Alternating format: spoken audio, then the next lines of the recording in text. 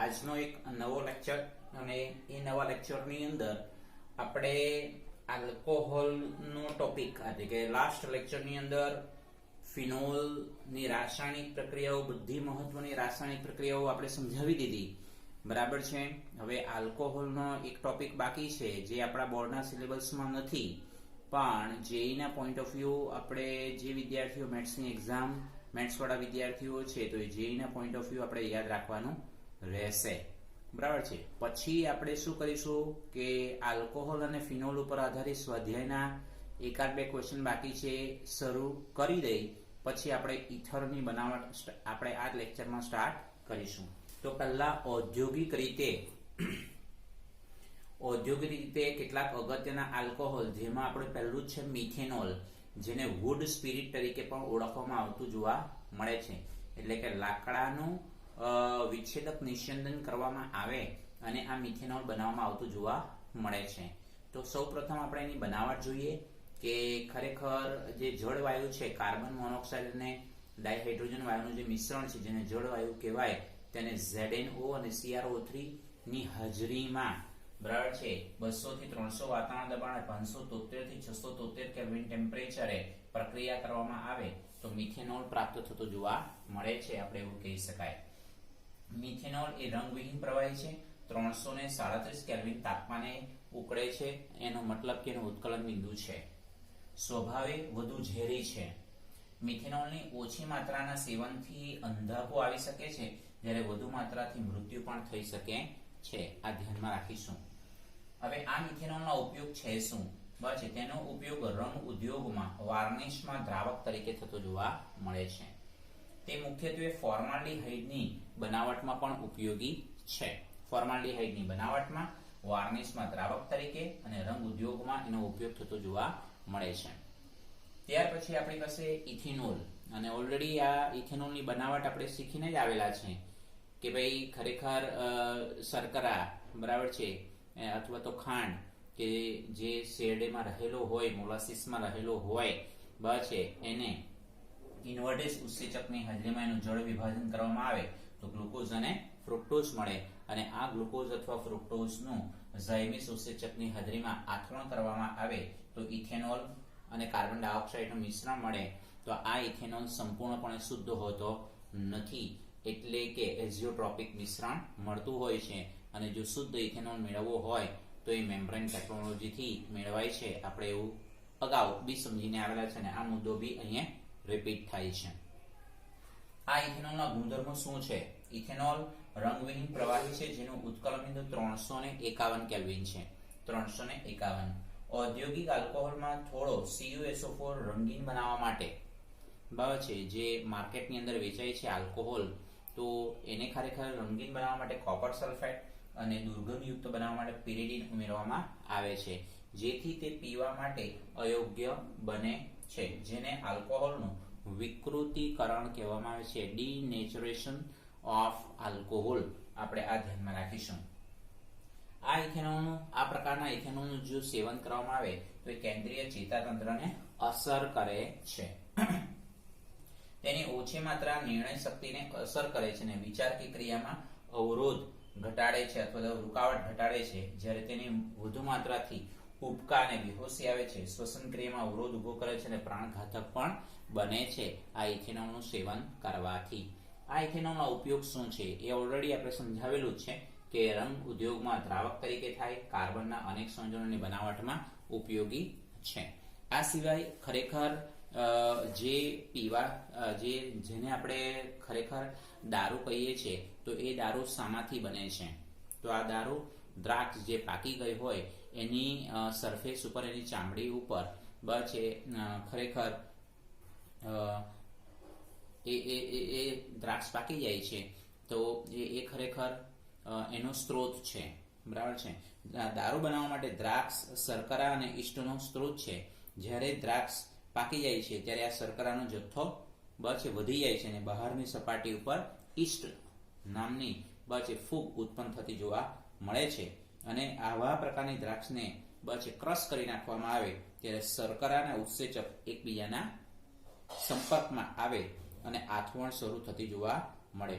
અને આવું જ આવી આથવણની જે પરિસ્થિતિ છે એ હવાની ગેરહાજરીમાં કરવામાં આવે, જેથી કાર્બન ડાયોક્સાઇડ મુક્ત થતો જોવા મળે છે. આપણે એવું ધ્યાનમાં રાખી શકાય. તો ખરેખર આ પ્રમાણેની જો આલ્કોહોલની માત્રા 14% જેટલી વધી જાય તો ઝાયમેઝ જે ઉત્સેચક છે, જે આથવણની ક્રિયામાં છે, એને અટકાવી દેતું જોવા મળે અને આથવણ મિશ્રણમાં હવામાં ભળે તો હવાનું ઓક્સિડેશન ઇથેનોલનું ઇથેનોઇક એસિડમાં ઓક્સિડેશન કરે છે, જે આલ્કોહોલીય પીણાનો સ્વાદ નષ્ટ કરતું જોવા મળે. તો આ બધી જે વિગતો છે એ આપણા બોર્ડને રિલેટેડ કંઈ ધ્યાનમાં રાખવાનું નથી, પણ ટેક્સ્ટબુકના લેવલ ઉપર આપણને આપેલું છે એટલે આપણે સમજવાનું થાય. હવે સ્વાધ્યાયના પ્રશ્ન, અને પ્રશ્ન નંબર છે 11.17, રિવિઝન જ છે, બરાબર છે. આલ્કોહોલનું ઓક્સિડેશન, પહેલી જ નીચે દર્શાવેલી પ્રક્રિયાઓ માટે સમીકરણ લખો. તો આ પ્રમાણેનો જે પ્રશ્ન છે 2 અથવા 3 માર્ક્સનો પૂછાય. 2 પૂછે તો 2 માર્ક્સનો હશે, 3 હોય તો 3 માર્ક્સનો પૂછી શકાય. તો પ્રોપેન 1-ઓલ નું આલ્કલાઇન કે એમિનોફોર સાથે ઓક્સિડેશન. આલ્કલાઇન કે એમિનોફોર એટલે આપણે અગાઉ બી આના કરતા આગલા લેક્ચરમાં છેલ્લો ટોપિક આલ્કોહોલનું ઓક્સિડેશન શીખેલા, અને એ આલ્કોહોલનું ઓક્સિડેશનમાં આપણે એવી વાક્ય રચના જ લખેલી કે આલ્કોહોલનું ઓક્સિડેશન ની પ્રક્રિયાનો આધાર આલ્કોહોલના પ્રકાર અને પ્રક્રિયક ઉપર રહેલો છે, જેની અંદર આપણે પહેલી સ્પષ્ટતા કરેલી કે પ્રાથમિક આલ્કોહોલનું જે ઓક્સિડેશન છે એ જો પ્રબળ ઓક્સિડેશન કરતા વડે કરવામાં આવે, એટલે કે કે એમિનો4 અથવા ક્રોમિક એસિડ વડે કરવામાં આવતું જોવા મળે. એટલે એ કે એમિનો4 કયો? એસિડિક કે એમિનો4 અથવા બેઝિક કે એમિનો4. તો એસિડિક કે એમિનો4 એટલે કે એમિનો4 H2SO4, કે એમિનો4 HCl, કે એમિનો4 HNO3, જે પ્રબળ એસિડ હોય તે. અને આલ્કલાઇન કે એમિનો4 નો મતલબ શું થાય? આલ્કલાઇન કે એમિનો4 નો મતલબ થશે બેઝિક કે એમિનો4, રાઈટ. તો પ્રોપેન 1-ઓલ છે એનું બેઝિક કે એમિનો4 વડે ઓક્સિડેશન કરવામાં આવે તો પ્રોપેનાલ મળે, અને એ પ્રોપેનાલનું ફરી પાછું બેઝિક કે એમિનો4 વડે ઓક્સિડેશન કરીએ તો પ્રોપેનોઇક એસિડ મળે છે. એટલે કહેવાનો મતલબ એટલો કે અહીંયાથી હાઇડ્રોજનનો અણુ દૂર થાય, ઓક્સિજન ઉમેરાઈ જાય એટલે પ્રોપેનોઇક એસિડ આપણે પ્રાપ્ત થતો હોય, આપણે એવું ધ્યાનમાં રાખી શકાય. આ નંબર 1 રિએક્શન છે. ત્યાર પછી નંબર 2, ફિનોલ ની બ્રોમિનેશન કાર્બન ડાઇસલ્ફાઇડ જેવા અધ્રુવીય દ્રાવકમાં કરવામાં આવે. કાર્બન ડાઇસલ્ફાઇડની જગ્યાએ તમે ક્લોરોફોર્મ પણ લઈ શકો. 273 કેલ્વિન ટેમ્પરેચરે પ્રક્રિયા કરવામાં આવે તો ઓર્થોબ્રોમોફિનોલ અને પેરાબ્રોમોફિનોલનું મિશ્રણ પ્રાપ્ત થતું જોવા મળે, જેમાં પેરાબ્રોમોફિનોલ એ વધુ પ્રમાણમાં મળે, ઓર્થોબ્રોમોફિનોલ ઓછા પ્રમાણમાં મળતું હોય છે. ફિનોલનું નાઇટ્રેશન એટલે કે મંદ HNO3 ની હાજરીમાં જો પ્રક્રિયા કરવામાં આવે તો ઓર્થોનાઇટ્રોફિનોલ અને પેરાનાઇટ્રોફિનોલનું મિશ્રણ પ્રાપ્ત થતું હોય છે. બસ આ કમ્પ્લીટલી આ બધી જ રિએક્શન આપણે સમજીને આવેલા છે. પછી રિમર્ટિવાન પ્રક્રિયા, ફિનોલની જલીય NaOH ની હાજરીમાં ક્લોરોફોર્મ સાથેની પ્રક્રિયા. તો જુઓ, ફિનોલની ક્લોરોફોર્મ અને જલીય NaOH સાથેની પ્રક્રિયા એટલે મધ્યવર્તી સંયોજન ONA અને CaCl2 એટલે NaCl દૂર થઈ જાય, ફરી પાછી NaOH સાથેની આપણે પ્રક્રિયા કરીએ એટલે ખરેખર ઓર્થો પોઝિશન ઉપર આલ્ડીહાઇડ ગ્રુપ દાખલ થતો જોવા મળે, અને એ ઓર્થો પોઝિશન ઉપર આલ્ડીહાઇડ ગ્રુપ દાખલ થાય એટલે એસિડની હાજરીમાં જળ વિભાજન કરવામાં આવે તો આપણને સેલિસાલ્ડીહાઇડ બનતો જોવા મળે છે. અથવા તો આપણે આગળના લેક્ચરમાં જે પ્રમાણે ડિટેલમાં લખેલું છે એ રીતે લખશો તો પણ ચાલશે. પેલું મિકેનિઝમ વાળું નહીં લખવાનું કે ડાયક્લોરોકાર્બિન એ ઇલેક્ટ્રોફાઇલ તરીકે વર્તી છે, એ લખવાની જરૂરિયાત નથી, અને આ રીતે લખો તો પણ વાંધો નથી. તો આ એક સ્વાધ્યાયનો જે પ્રશ્ન છે, હજુ પણ સ્વાધ્યાયનો એકાદ 2 ક્વેશ્ચન બાકી હોય તે કમ્પ્લીટ કરી દઈએ, અને પછી આપણે ઇથરના મુદ્દા ઉપર જતા રહીએ, ઇથરની બનાવટ ઉપર.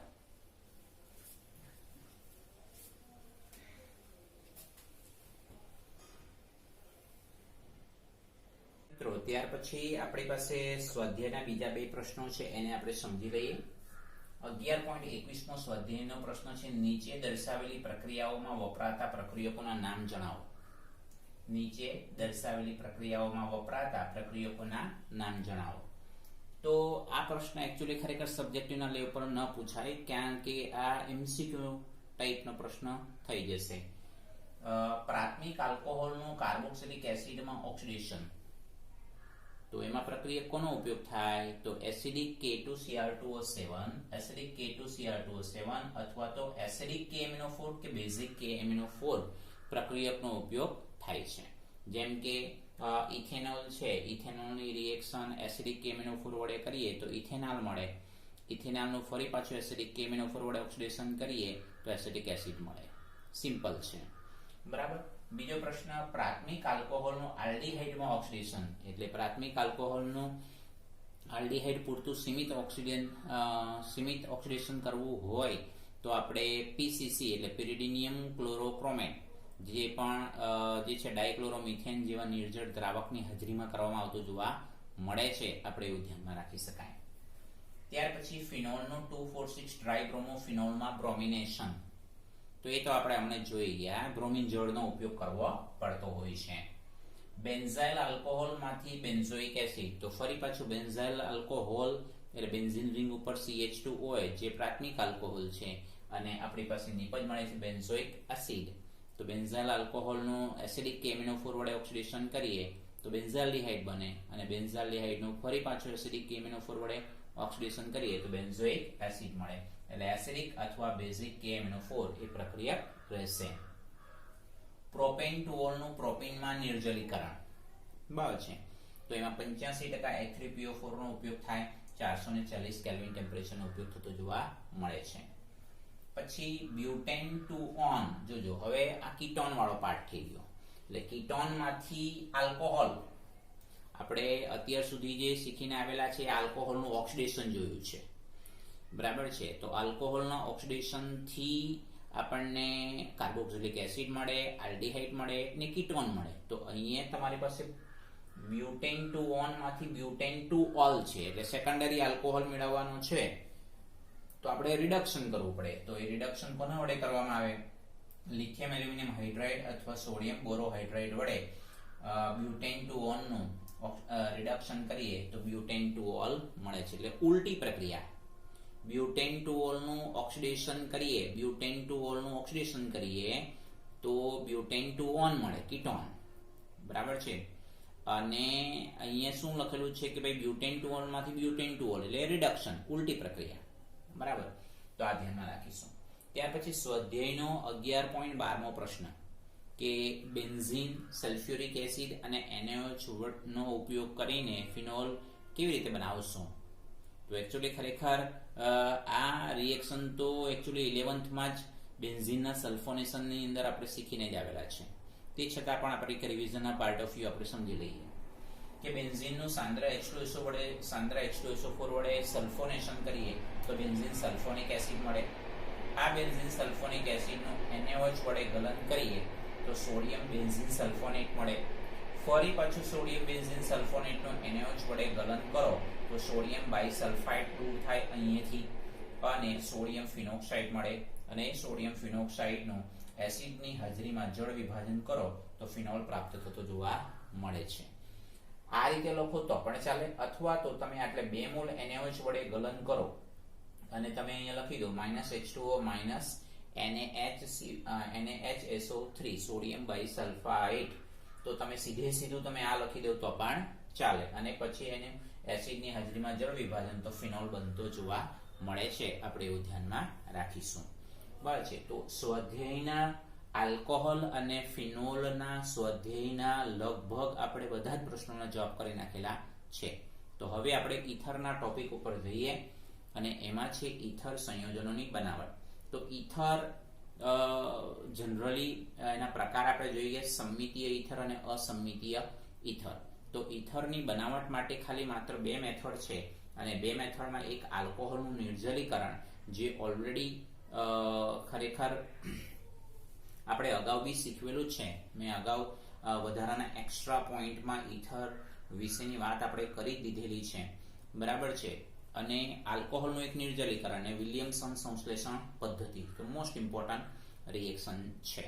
તો આલ્કોહોલનું નિર્જલીકરણની અંદર ઇથેનોલ છે તો સાંદ્ર H2SO4 ની હાજરીમાં 443 કેલ્વિન ટેમ્પરેચરે પ્રક્રિયા કરીએ તો એમાંથી પાણીનો અણુ દૂર થાય અને ઇથિન બને છે. એ જનરલી ખબર છે, એટલું તો આપણને ખબર છે ને એ આલ્કોહોલના નિર્જલીકરણના ટોપિકમાં શીખીને આવ્યા. પણ હવે ધ્યાનમાં રાખીશું આ ઇથેનોલ છે એના 2 મોલ લેવા પડે. ઇથેનોલના 2 મોલ લઈએ, સાંદ્ર H2SO4, પણ આની કમ્પેરિઝનમાં ટેમ્પરેચર ઓછું.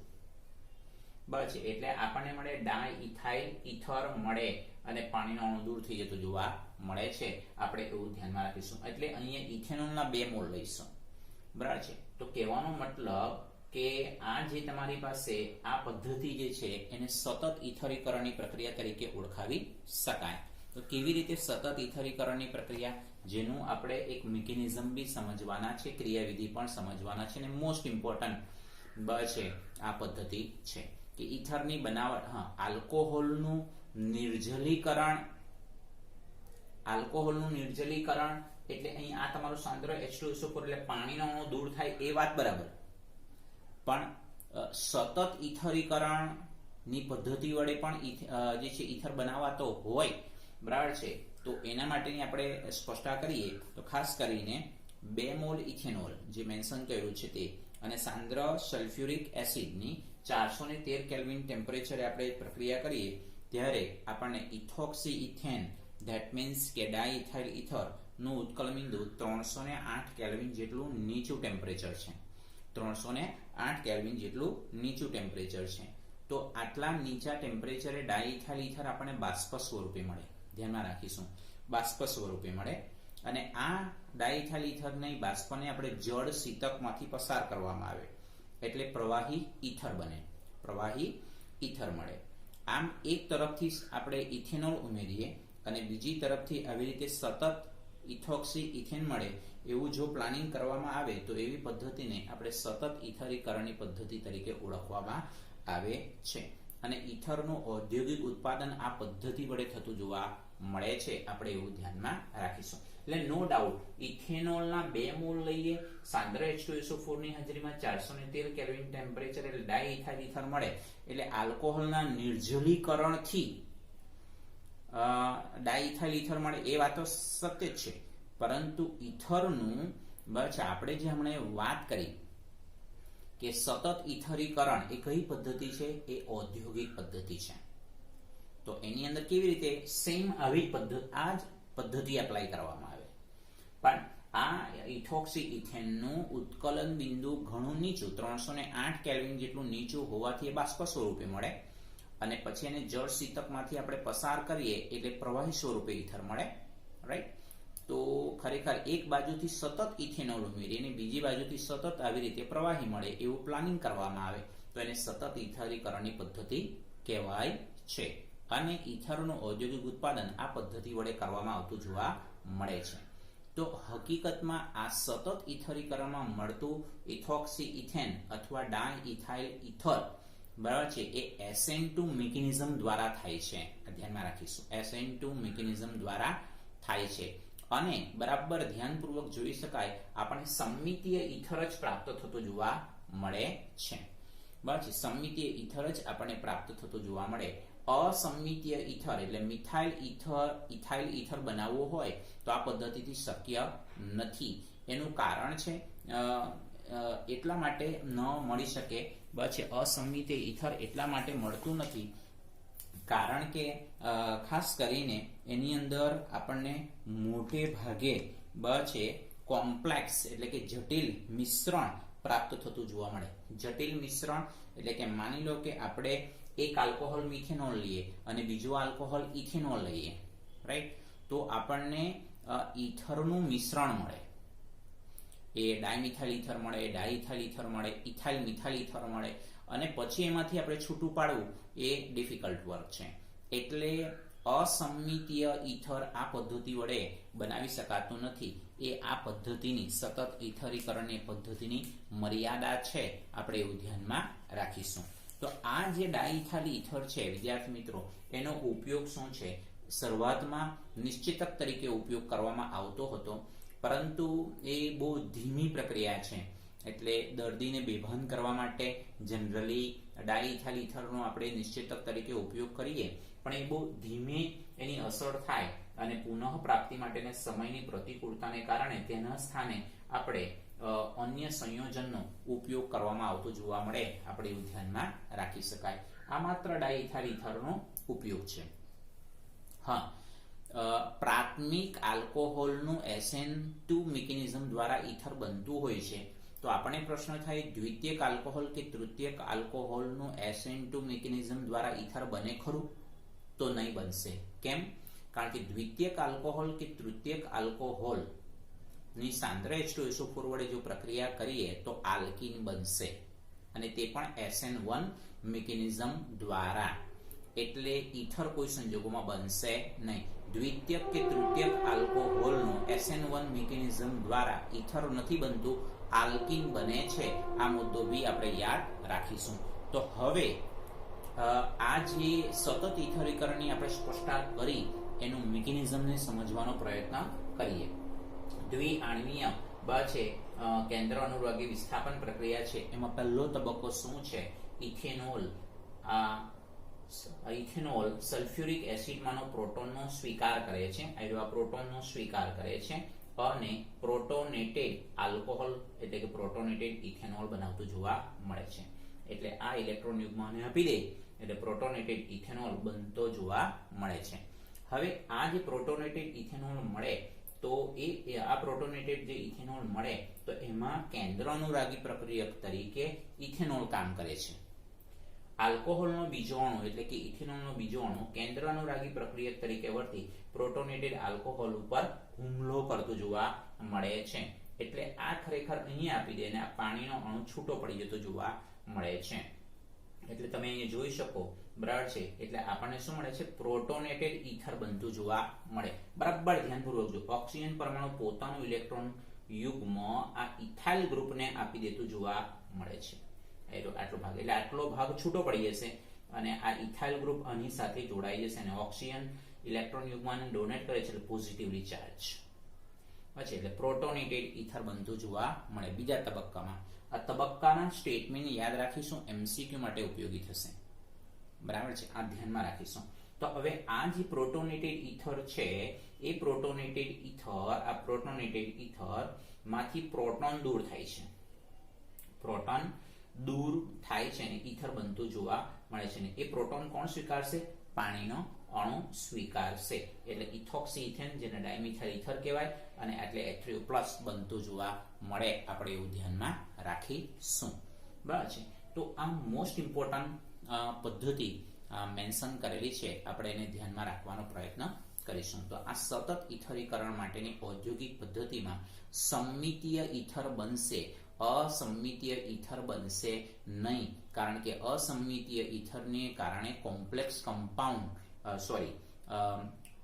અસમાન આલ્કોહોલ જો આપણે લઈશું, કારણ કે અહીંયા આલ્કોહોલના એક સરખા બે આલ્કોહોલ લઈએ છે તો કોમ્પ્લેક્સ કમ્પાઉન્ડ બનતા હોય છે. એટલે આપણને ટેક્સ્ટ બુકમાં બી એવો પ્રશ્ન કરેલો જ છે કે શું તમે સમજાવી શકશો કે ઇથાઇલ મિથાઇલ ઇથરની બનાવટ માટે દ્વિઆણ્વીય નિર્જલીકરણની પ્રક્રિયા શા માટે યોગ્ય નથી? તો એટલા માટે યોગ્ય નથી કારણ કે કોમ્પ્લેક્સ કમ્પાઉન્ડ બનતા જોવા મળે છે. આપણે વાત કરી મિથેનોલ પ્લસ ઇથેનોલ, તો એની સાંદ્ર H2SO4 વડે જો પ્રક્રિયા કરીએ તો ડાયમિથાઇલ ઇથર મળે, ડાયઇથાઇલ ઇથર મળે, મિથાઇલ ઇથાઇલ ઇથર મળે, પણ એનું મિશ્રણ પ્રાપ્ત થાય છે.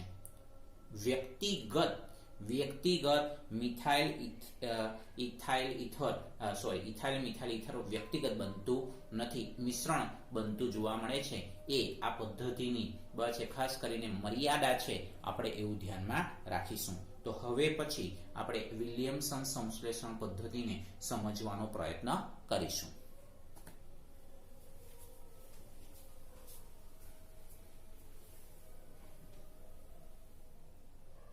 વિદ્યાર્થી મિત્રો, હવે ઇથર બનાવવા માટેની સેકન્ડ મેથડ જે મોસ્ટ ઇમ્પોર્ટન્ટ રિએક્શન છે એટલે વિલિયમસન સંશ્લેષણ પદ્ધતિ.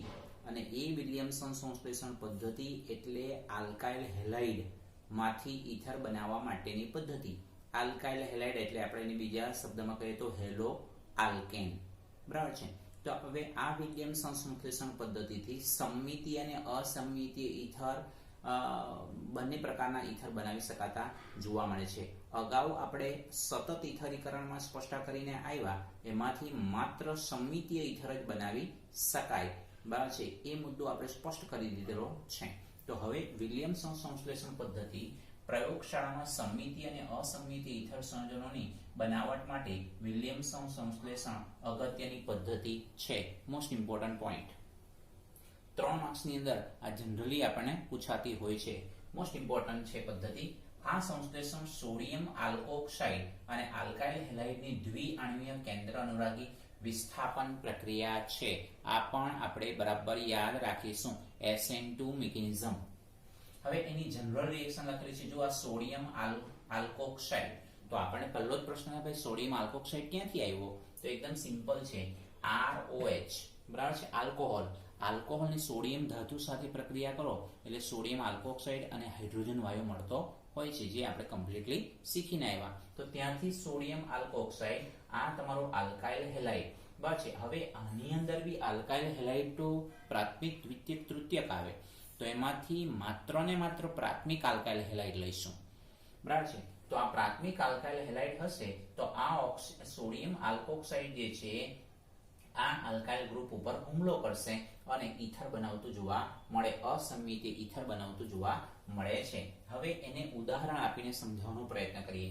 જો સિમ્પલ છે, સોડિયમ આલ્કોક્સાઇડ એટલે આ છે સોડિયમ તૃતીયક બ્યુટોક્સાઇડ. જો સોડિયમ તૃતીયક બ્યુટોક્સાઇડ. હવે તમને થાય કે ભાઈ આ સોડિયમ તૃતીયક બ્યુટોક્સાઇડ આવ્યો કેવી રીતે? તો તમે વિચારો, તૃતીયક બ્યુટાઇલ આલ્કોહોલ એટલે OH લખી દો, સોડિયમ ધાતુ સાથે પ્રક્રિયા આપો એટલે સોડિયમ તૃતીયક બ્યુટોક્સાઇડ. હવે આ તમે બ્રોમોમિથેન એટલે પ્રાથમિક આલ્કાઇલ હેલાઇડ છે. હવે આ પ્રાથમિક આલ્કાઇલ હેલાઇડ ઉપર આપણે વાત કરી તે પ્રમાણે ઓક્સિજન પરમાણુ આલ્કાઇલ હેલાઇડ ઉપર હુમલો કરશે.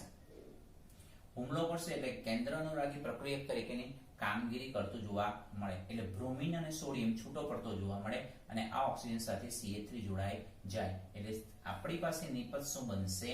આપણી પાસે નિપજ બનશે તૃતીયક બ્યુટાઇલ મિથાઇલ ઇથર નિપજ પ્રાપ્ત થતી જોવા મળે. આ ઉલટું લખેલું છે. તમે પહેલા એમ લખી દો CH3 કાર્બન, CH3 અને આટલે O, પછી આટલે CH3 એમ લખો તો પણ ચાલે. તૃતીયક બ્યુટાઇલ મિથાઇલ ઇથર, ધ્યાનમાં રાખો, આ મિથાઇલ થઈ ગયું અને આ મિથાઇલ થઈ ગયું અને આ તૃતીયક બ્યુટાઇલ થઈ ગયું. તૃતીયક બ્યુટાઇલ મિથાઇલ ઇથર આપણને સંયોજન પ્રાપ્ત થાય છે. બીજી અગત્યની બાબતે, જો સેમ એવો જ પ્રશ્ન આપણને કોયડામાં પૂછેલો છે. કોયડો છે 11.6, કોયડો 11.6. તો એની અંદર બીજો પ્રશ્ન છે, તૃતીયક બ્યુટાઇલ ઇથાઇલ ઇથર ની બનાવટ માટેની યોગ્ય પ્રક્રિયા લખો. તૃતીયક બ્યુટાઇલ ઇથાઇલ ઇથર ની બનાવટ માટેની યોગ્ય પ્રક્રિયા લખો. તો તૃતીયક બ્યુટાઇલ ઇથાઇલ ઇથર એટલે ઇથાઇલ આવવું જોઈએ, એનો મતલબ એટલે C2H5Br લખવાનું, C2H5Br. તો તમારું તૃતીયક બ્યુટાઇલ ઇથાઇલ ઇથર આપણને નિપજ પ્રાપ્ત થશે. બીજી અગત્યની બાબતે, આ જ રિએક્શન માટેનો પ્રશ્ન જુદો છે. જો નીચે દર્શાવેલી પ્રક્રિયા તૃતીયક બ્યુટાઇલ ઇથાઇલ ઇથરની બનાવટ માટે યોગ્ય નથી એવો પ્રશ્ન કરેલો છે કોયડો 11.6 માં જ. એટલે તમારી પાસે જો C2H5OA ને એટલે કે આ તમારું તૃતીયક બ્યુટાઇલ ક્લોરાઇડ છે, એટલે આને આપણે પછી સમજીએ, બરાબર છે. તો એને આપણે સમજવાનો પછી આપણે પ્રશ્ન કરીએ. તો આટલું ખબર પડે છે. એટલે અહીંયા તમે C2H5 લખી દો તો તૃતીયક બ્યુટાઇલ ઇથાઇલ ઇથર મળશે. હવે જો પ્રાથમિક હેલો આલ્કેન હોય તો ઇથર સંયોજન જ મળે, SN2 મિકેનિઝમ થાય.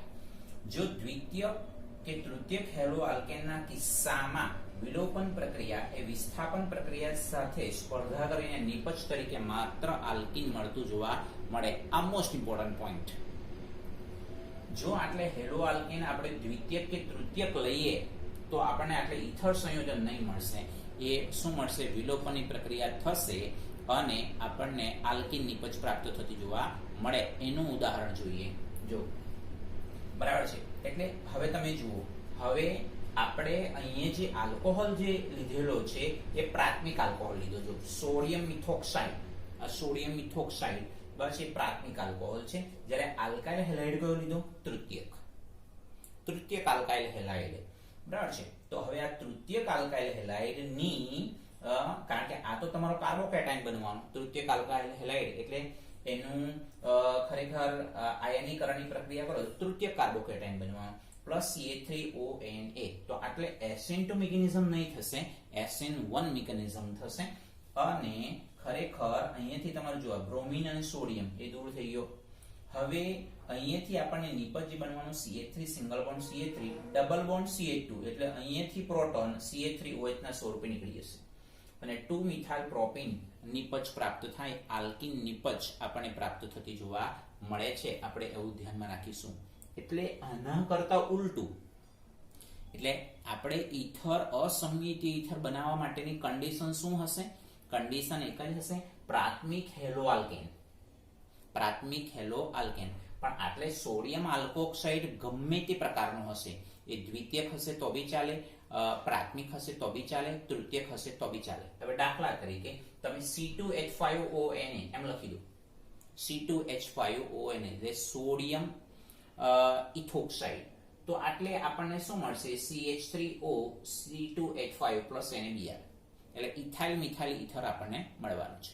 કહેવાનો મતલબ અહીં હેલો આલ્કેન એ પ્રાથમિક જ હોવો જોઈએ, તો જ આપણને ઇથર સંયોજન પ્રાપ્ત થવાનું છે. જો તમે હેલો આલ્કેન દ્વિતીયક કે તૃતીયક જો લેશો, દ્વિતીયક કે તૃતીયક લેશો તો આલ્કીન જ નિપજ મળવાનું છે, કારણ કે SN1 મિકેનિઝમ થતું જોવા મળે. તો એના માટેનો કોયડામાં પહેલો જ પ્રશ્ન આપેલો છે. જુઓ પ્રશ્ન છે, નીચે દર્શાવેલી પ્રક્રિયા તૃતીયક બ્યુટાઇલ ઇથરની બનાવટ માટે યોગ્ય નથી. જો અહીંયા તમને તૃતીયક આલ્કાઇલ હેલાઇડ આપી દીધું, એટલે તૃતીયક બ્યુટાઇલ ક્લોરાઇડ આપી દીધું અને C2H5ONA બરાબર છે. તો હવે આ તો તૃતીયક બ્યુટાઇલ ક્લોરાઇડ એટલે તૃતીયક આલ્કાઇલ હેલાઇડ થઈ ગયો. તો અહીંયા આપણે જે નિપજ આપેલી છે રોંગ છે, ખોટી છે. તો સાચી નિપજ શું આવશે? તો સાચી નિપજ તમારી પાસે સિમ્પલ અહીંયાથી NaCl દૂર થઈ જશે, C2H5OH મળશે અને ફરી પાછું 2 મિથાઇલ પ્રોપીન જ નિપજ પ્રાપ્ત થતી જોવા મળે, જેનો આન્સર નીચે આપેલું છે. નીચેની મુખ્ય પ્રક્રિયા 2 મિથાઇલ પ્રોપીન જ હશે, કારણ કે સોડિયમ ઇથોક્સાઇડ પ્રબળ કેન્દ્ર અનુરાગી પ્રક્રિયક છે, જેનો આન્સર આપણે અહીંયા લખ્યો છે. જો અહીં આલ્કોક્સાઇડ એટલે સોડિયમ મિથોક્સાઇડ એ માત્ર કેન્દ્ર અનુરાગી પ્રક્રિયક જ નથી, પરંતુ પ્રબળ બેઝ પણ છે. તેથી આલ્કાઇલ હેલાઇડ સાથે વિલોપન પ્રક્રિયા કરતું જોવા મળે છે. આપણે એવું ધ્યાનમાં રાખીશું. એટલે આખી વિલિયમસન સંશ્લેષણની પદ્ધતિની અંદર આપણે 3 ઉદાહરણ આપવાના છે, બરાબર છે. પહેલું એક્ઝામ્પલ તમે અહીંયા હેલો આલ્કેનમાં તમે કોઈ પણ પ્રાથમિક હેલો આલ્કેન લઈ શકો, રાઈટ. તો આ મુદ્દો આપણે ધ્યાનમાં રાખીશું. બીજું ઉદાહરણ કે પ્રાથમિક હેલો આલ્કેનની જગ્યાએ તમે દ્વિતીયક અથવા તૃતીયક હેલો આલ્કેન લેવ, એટલે સોડિયમ આલ્કોક્સાઇડ તમે લઈ લો અને તમને આલ્કીન નિપજના પાર્ટમાં મળશે. હવે જો થર્ડ એક્ઝામ્પલ, આ પદ્ધતિથી ફિનોલ સંયોજનો પણ ઇથર સંયોજનોમાં રૂપાંતર પામે છે. ફિનોલ સંયોજનો પણ ઇથર સંયોજનોમાં રૂપાંતર પામે છે, જેમાં ફિનોલ એ ફિનોક્સાઇડ અર્ધભાગ તરીકે ઉપયોગી હોય છે. એટલે ફિનોલના અર્ધભાગમાં છે રિએક્શન થતી જોવા મળે. એટલે આ બેન્ઝીન વાળા ભાગમાં રિએક્શન થતી નથી, એના ઉપરના ભાગમાં છે રિએક્શન થતી જોવા મળે. જેમ કે આ ફિનોલ ની સોડિયમ હાઇડ્રોક્સાઇડ સાથે પ્રક્રિયા કરીએ તો પાણીનો અણુ દૂર થાય એટલે સોડિયમ ફિનોક્સાઇડ મળે, એ આપણને ખબર છે. હવે આ તમારો હેલો આલ્કેન. તો આ હેલો આલ્કેન બરાબર છે. તો આ સોડિયમ ફિનોક્સાઇડ હેલો આલ્કેન ઉપર હુમલો કરશે, હેલોજન અને સોડિયમ એ દૂર થઈ જશે અને આપણને ઇથર સંયોજન પ્રાપ્ત થતું જોવા મળે છે. આ એક જનરલ રિએક્શન છે. હવે એનું ઉદાહરણ આપવાનો પ્રયત્ન કરીએ. જો ફિનોલની સોડિયમ હાઇડ્રોક્સાઇડ સાથે પ્રક્રિયા કરીએ -H2O, તો શું મળ્યું? Sodium phenoxide. એટલે આટલું તો કોમન જ છે. હવે તમારે અહીંયા આલ્કાઇલ હેલાઇડ કયો લેવાનો? પ્રાથમિક. તો C2H5Br લીધું આપણે. જો C2H5Br -NaBr, તો આ -NaBr દૂર થઈ ગયો એટલે તમને શું મળ્યું? OC2H5 એટલે ઇથાઇલ ફિનાઇલ ઇથર. ઇથાઇલ ફિનાઇલ ઇથર. તો આપણને ફેનિટોલ મળે છે. ઇથાઇલ ફિનાઇલ ઇથર એટલે સેમ આના જેવી જ રિએક્શન. એટલે આપણે સોડિયમ ફિનોક્સાઇડ લઈ લીધો અને એટલે હેલો આલ્કેન લીધો. હવે તમે માની લો કે એટલે હેલો આલ્કેન તરીકે પ્રાથમિક હેલો આલ્કેન જ કન્સિડર કરવાનો થાય. દાખલા તરીકે તમે CH3Br લઈ લીધો તો આપણને નિપજ શું મળશે? OCH3 એટલે એનિસોલ આપણને પ્રાપ્ત થાય. અને મોસ્ટ ઇમ્પોર્ટન્ટ આ ખાસ કરીને રાસાયણિક પરિવર્તનની અંદર આપણને પૂછી શકાય કે ફિનોલ માંથી ફેનિટોલ તો આ લખવાનું થાય. ફિનોલ માંથી એનિસોલ, તો સેમ રિએક્શન, ખાલી આપણે CH3Br લખવાનું થશે. તો એટલે OCH3, તો આપણે એનિસોલ કહેવાય. એટલે કે ખાસ કરીને ફિનાઇલ મિથાઇલ ઇથર આપણે એવું ધ્યાનમાં રાખીશું, જેને આપણે એનિસોલ તરીકે ઓળખાવીશું. તો આ વિલિયમસન સંશ્લેષણની વિદ્યાર્થી મિત્રો રિએક્શન થઈ ગઈ અને મોસ્ટ ઇમ્પોર્ટન્ટ રિએક્શન છે. તો હવે આ મુદ્દો આપણો કમ્પ્લીટ થાય એટલે ખાસ કરીને આપણે નેક્સ્ટ લેક્ચરની અંદર ઇથરના જે ગુણધર્મો છે, ઇથરની જે રાસાયણિક પ્રક્રિયાઓ છે, બરાબર છે, એના વિશે સમજવાનો પ્રયત્ન કરીશું. એટલે નેક્સ્ટ લેક્ચરની અંદર કંઈક સ્વાધ્યાયના પ્રશ્નો હશે તો તે અને ઇથરના ભૌતિક ગુણધર્મો ઉપર ડિસ્કશન કરીશું. Thank you very much.